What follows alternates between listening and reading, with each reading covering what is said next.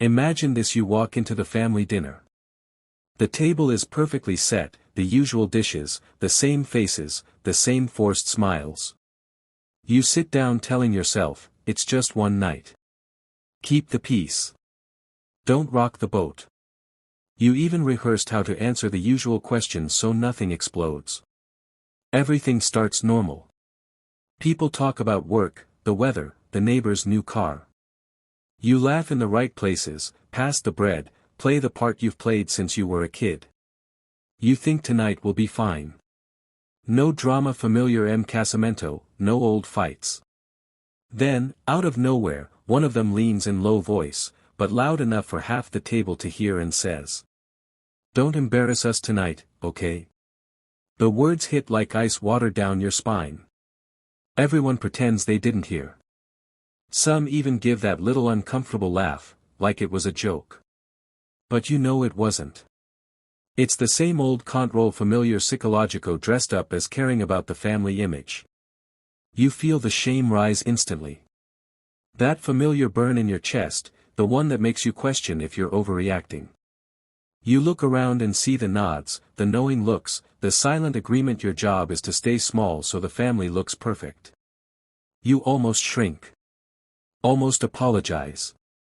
Almost promise to be good. Because that's what you've always done. But what if, just this once, you didn't? What if, instead of swallowing the humiliation, you decided right there, in silence, that you were done performing for people who only love the version of you that never speaks up? What if one quiet choice at that table became the moment you finally chose yourself? Stay with me. Because this true story of a woman who faced manipulacao emotional familiar, humilheo familiar silenciosa, and culpa familiar toxica at her own family dinner is going to show you exactly how she turned the table without raising her voice. And more importantly, it's going to give you the exact steps to do the same calmly, elegantly, irreversibly. Ready to discover how one dinner changed a bloodline forever? Then come. The story starts now.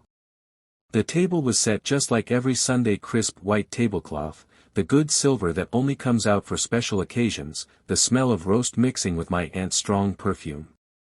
Everything looked normal, almost cozy. I arrived with my polite smile ready, hugging everyone, asking about their health, work, the grandkids. It had been a while since I'd come, so I thought tonight will be calm. It's just a family dinner, nothing has to get out of control. I sat in my usual spot, between my cousin and my younger brother. The conversation started light: who traveled, who bought a new car, how meat prices went up again. A few forced laughs here and there, but no one touched the sore subjects. I even allowed myself to relax a little. I shared good news from work, talked about the project I'd just closed. Some congratulated me, my mom smiled in her usual way, and for a second I believed the night would be different. The wine started flowing, the main courses arrived, and the mood felt almost festive. My dad told an old joke everyone already knows, and the table laughed. I thought maybe tonight they just want to enjoy the family together. But deep down I knew these dinners are never just dinners. There's always a hidden layer, an unspoken expectation no one says out loud. Still, I held on to the hope that, just this once, it would be only food and pleasant talk. My aunt commented on the dress I was wearing, said it was cute, and everyone nodded. I thanked her, changed the subject. I was determined not to let anything get to me. It's just a family dinner, I repeated in my head. When the second course came, the tone was still easy. My brother teased me about my new diet, my cousin asked about my dating life. I answered everything calmly, smiling, thinking I was managing to keep the peace. The main course had just been served when my father leaned over, voice low but carrying that familiar authority, and said, "Don't embarrass us tonight, okay?" It was wrapped in a small smile, the kind he uses when he wants to sound like he's only looking out for the family. Everyone at the table heard it. The forks paused for half a second. My mom gave that quick nod of agreement, the one she's perfected over decades. My aunt let out a soft exactly, as if it was the most reasonable request in the world. He didn't raise his voice. He didn't need to. The words were soft, almost caring, but the message was crystal clear: your behavior reflects on us, so stay in line.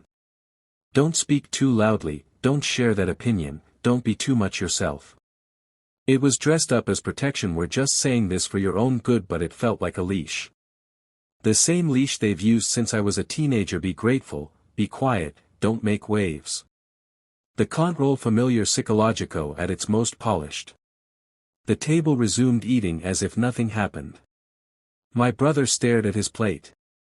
My cousin changed the subject to the weather. The moment passed for them, but it landed heavy on me like a reminder that my place at this table came with conditions. I felt the old guilt rise automatically. The kind that makes you question if you're overreacting. The kind that whispers maybe they're right, maybe I do embarrass them. That's the genius of manipulacao emotional familiar. It makes you police yourself. No one called it out. No one said that was harsh. Because in families like this, the rule is simple: the image matters more than the individual. And questioning that image? That would be the real embarrassment. The rest of the dinner carried on with the usual topics: safe, surface level, approved. But those words stayed hanging in the air for me, like smoke you can't quite wave away. The words had barely left my father's mouth when the table seemed to hold its breath for a split second. Then everyone went back to eating, as if "don't embarrass us" was just a casual reminder about passing the salt. But the silence that followed wasn't empty. It was loaded. Every clink of fork against plate felt louder, every swallow of wine more deliberate. The humiliation familiar silenciosa had begun, and no one was going to call it out. My mother gave that little nod of approval, the one she's used since I was a child, as if my father had just said something wise and loving. My aunt added a soft exactly, and my uncle chuckled like it was all in good fun.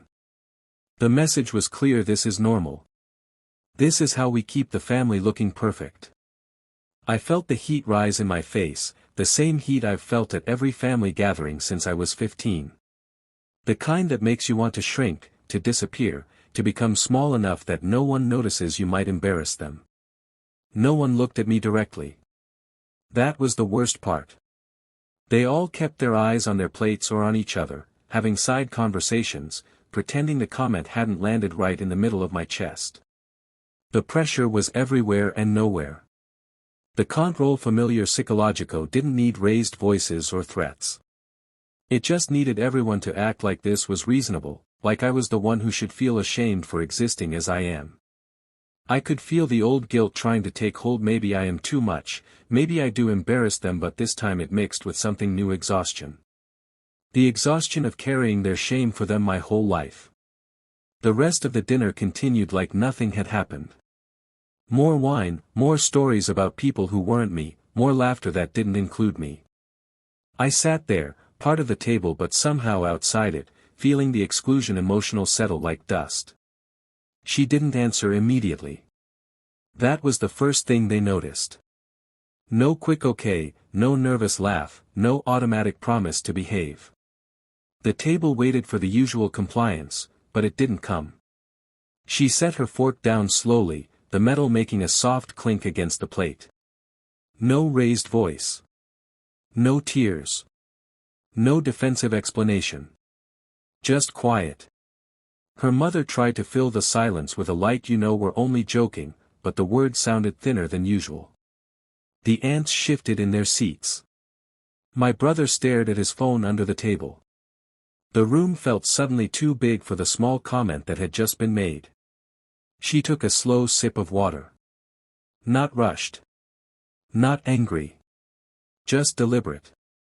Like she was buying time for something only she understood.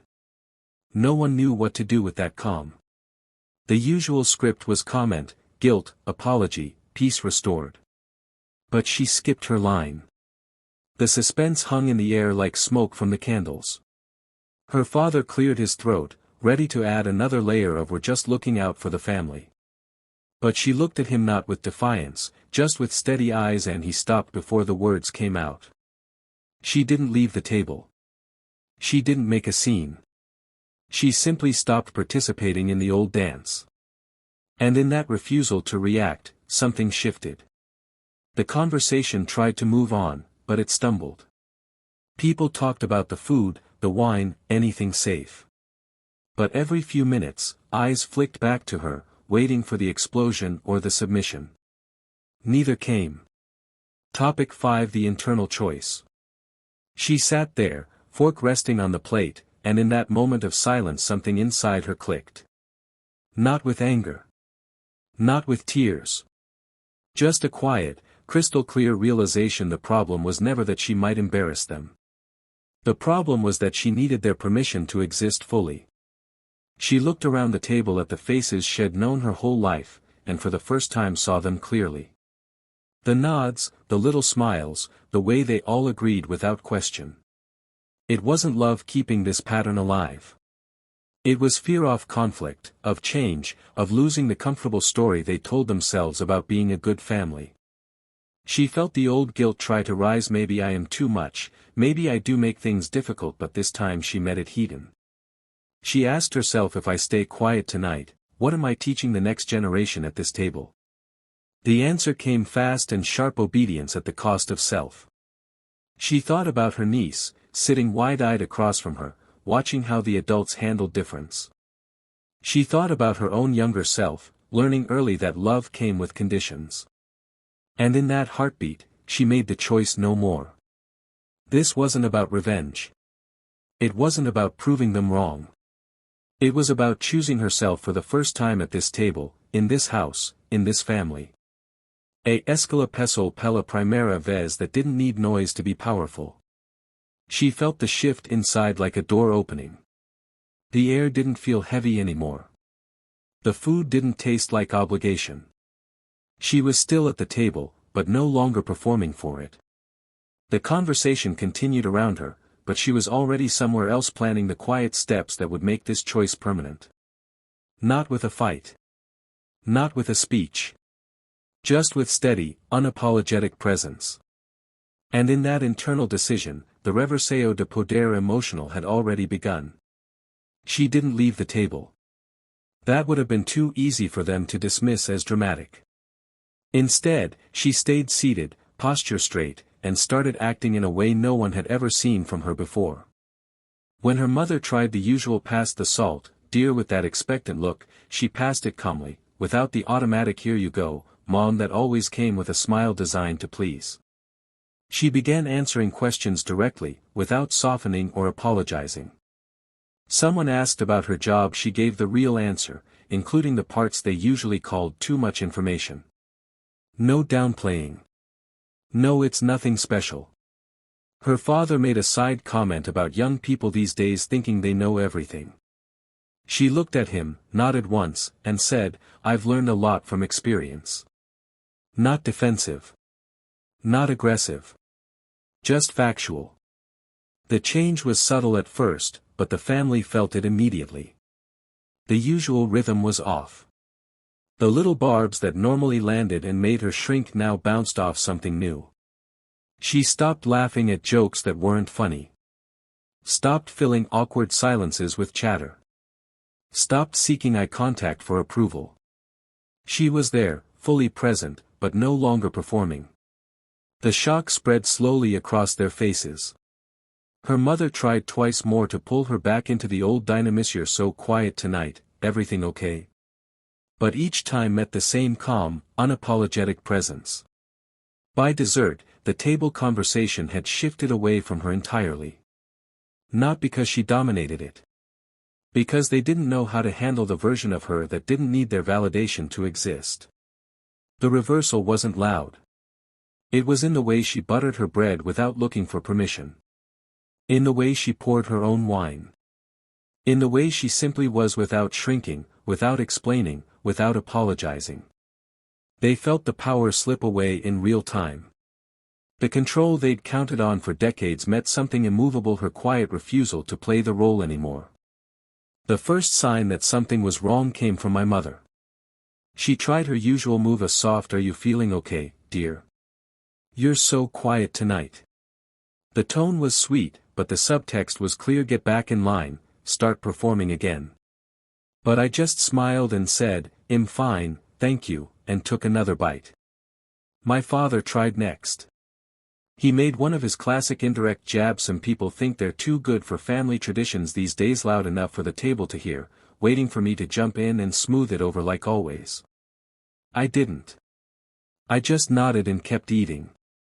The aunts exchanged glances.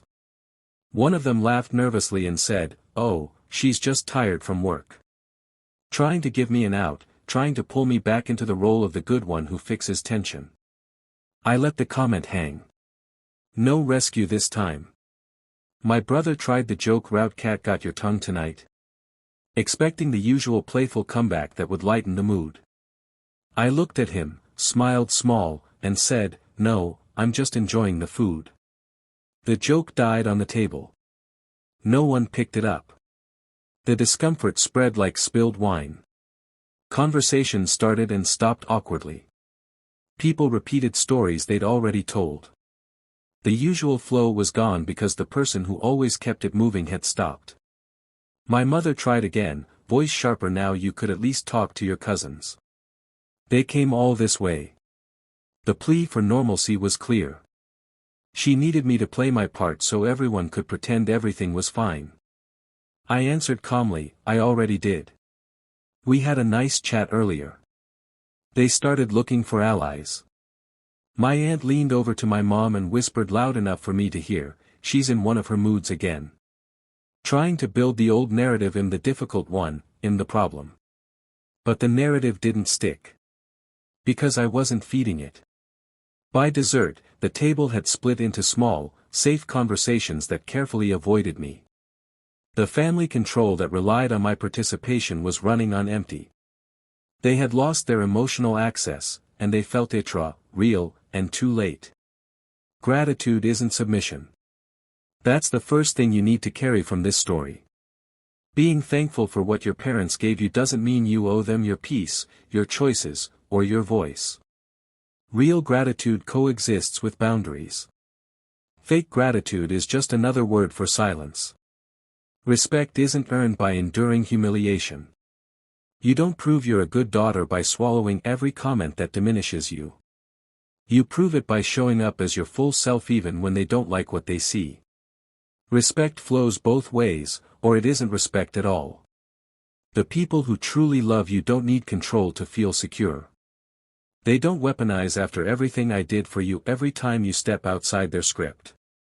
They celebrate your happiness, even when it doesn't match the picture they had in mind. Anything less is manipulation, not love.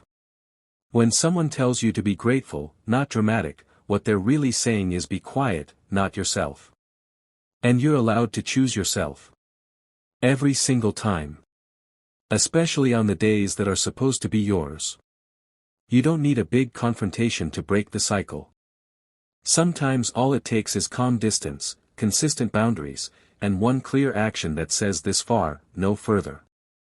The power they held wasn't real, it was borrowed from your silence. Return it. If your mother, father, or anyone in your family makes your joy feel conditional, remember their discomfort with your independence isn't your burden to carry. It's theirs. Your job is to live. Their job is to adjust. The most powerful revenge isn't loud. It's living well, freely, and unapologetically without needing their approval to do it. It's showing up as the woman they tried to shrink, now standing tall. That's the karma familiar they never saw coming. And one day, when you look back, you'll realize the greatest gift you gave yourself wasn't the wedding, the degree, or the success. It was the moment you stopped auditioning for a role in someone else's story. And started writing your own. You just walked through a family dinner that started like so many others and ended with one woman finally refusing to shrink. If any moment made you feel that familiar twist in your stomach, if you recognize the quiet "don't embarrass us," the nods around the table, the way no one ever speaks up, know this: that twist doesn't have to own you anymore. Because the truth is quiet but unbreakable. No one gets to make your presence feel conditional. Your voice, your choices, your truth aren't sources of shame. They're your birthright. The night she stopped reacting and started existing, she didn't lose her family. She gained her life. She proved that empoderamento femenino doesn't always roar, it can simply refuse to apologize for taking up space. So hey race, my question for you today. What don't embarrass us have you been carrying that was never yours to begin with? What small, steady refusal could you practice this week that says I'm here, fully, and that's enough? What conversation could you have or not have that finally puts your peace above their comfort? You don't need a big announcement. You don't need permission. Sometimes the most powerful thing you can do is stay calm, stay present, and stop performing. Because the moment you stop auditioning for love in your own life, the cycle breaks. The control familiar psychologico loses its grip. And you become the woman your younger self desperately needed. If this story touched you, made you breathe deeper, made you feel less alone, do one thing right now. Hit that subscribe button, turn on notifications, and stay here with us. Because every week we bring another story of a woman who turned silence into strength. Who refused to be controlled. Who chose herself and changed everything. You deserve to be part of this family. You deserve to know you're not difficulty or done shrinking. Subscribe. Stay. And let's keep proving, together, that no one gets to decide how much space you're allowed to take.